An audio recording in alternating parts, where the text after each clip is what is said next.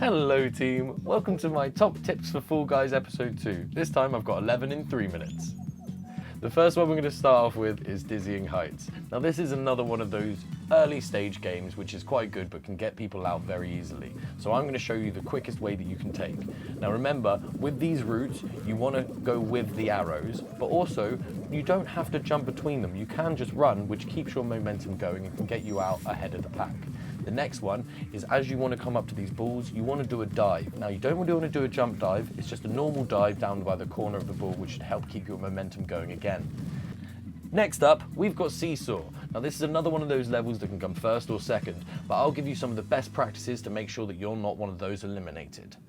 First of all, you want to be doing a jump dive and you want to be aiming towards that white line. That's the pivot point. It will make sure that you're able to make more of an educated decision after you've got onto the seesaw. Next up, you want to make sure that you're the closest to the edge of the seesaw and you're going to be able to take advantage of that pivoting. Make sure that you're not the last off. Finally, put these two together and stay towards that line at the end. And then, when you can see which way it's going, make your move, because everyone else will not be able to, and that can be the decision maker. Next up, we've got Fruit Chute, which can seem like quite a random level and very frustrating, but if you stick to some guidelines, you should be okay. Now initially, you want to make sure you're jumping off and to the side. You want to make sure you're over to the side as early as possible because there will be less fruits over there.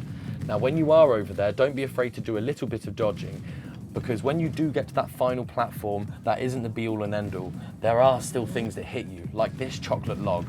It does get people away and it will hurt you. Now we've got Team Tail Tag, or as I quite like to call it, TTT. A really fun team game that does require some tactics. The first one I've got for you is that you can actually hide just over here in one of the archways. Then you're able to just pop out, take a tail, and off you go. Not many people have their cameras face that way, so they don't really see you, so it's quite a nice way of doing it.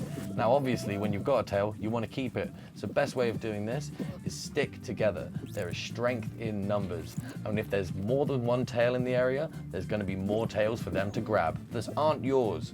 Stick close and you're going to be fine.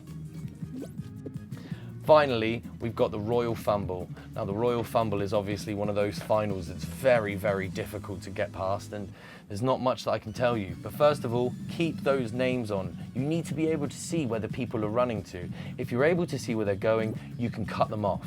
And once you've got that tail, you want to be able to keep it. And there's not much you can do here, but I would suggest using those turntables as an advantage, and then jump dive across to those other areas that you can. And hopefully you'll be able to keep that tail for the remainder, and that should keep you as a winner chicken dinner, just like the shadow cord.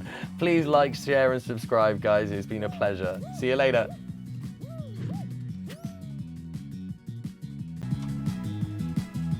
Right, let's do it. Next. Massive shout out to my #1 fans, Aubrey and Izzy. Hope you guys are keeping well, and catch you soon.